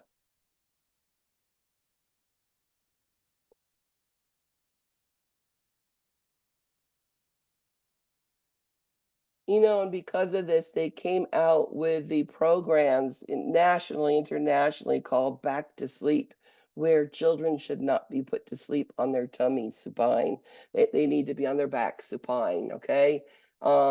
Yes, you're concerned in the vomiting, but they felt that on their backs, not even on sides, is better, and they saw a major decrease in the incidence of SIDS deaths. And then there's a whole bunch of reasons that causes SIDS. We're going to go into that next week. The Vietnamese mother of a child avoids eye contact with a nurse, considering cultural differences. Why? This is one of the reasons why you need to know culture, right?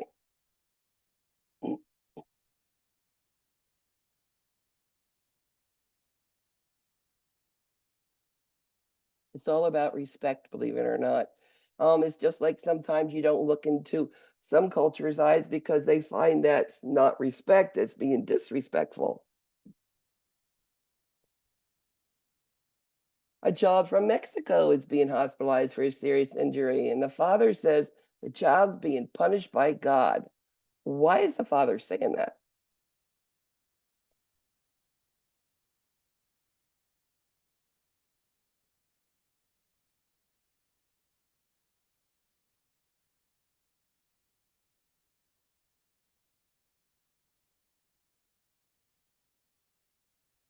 And it's an absolute common belief in this culture.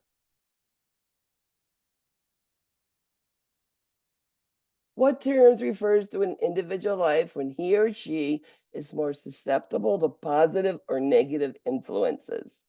Again, this is on that worksheet, and I want to make sure I resend it to you so that you have it.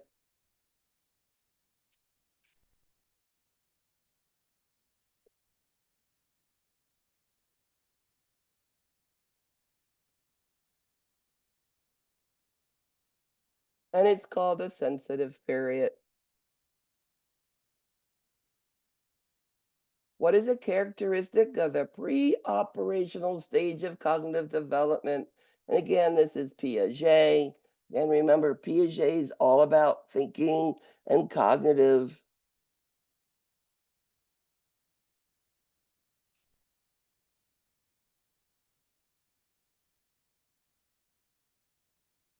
You know, and what they say is concrete is because they try it, it works, and they're going to do it again. Like they accidentally knock their sippy cup onto the floor and they see mom or dad come over to it.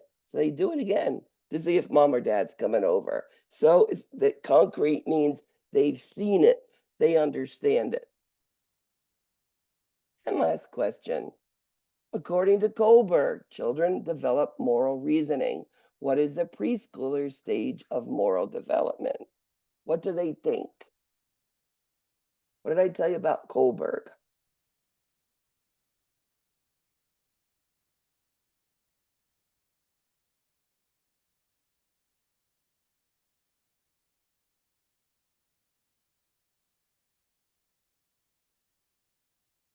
This is all about actions are good or bad, and it's all about the consequences for both. Very good. All right, let's see how we did today. Number 3, Esther. Good job, Esther. Number 2, Corey. Good job, Corey. Number 1, Victoria. Good job. And Brandy and Peggy. It's a good job, guys. You know, you'll find that some of you are going to be very competitive when it comes to these Kahoots. It's listening a lecture. Usually all the answers are there. So what did you think about tonight's lecture? Is it something that you can learn from? I think stopping and giving us a chance to ask questions would be beneficial because I felt like you kind of like went from one thing to the next to the next to the next to the next. My brain doesn't work like that. Okay. Um, but yeah. Victoria, stop whenever. Ask me questions whenever. I will never be upset by that. In fact, I encourage that. Something you don't get, let me know.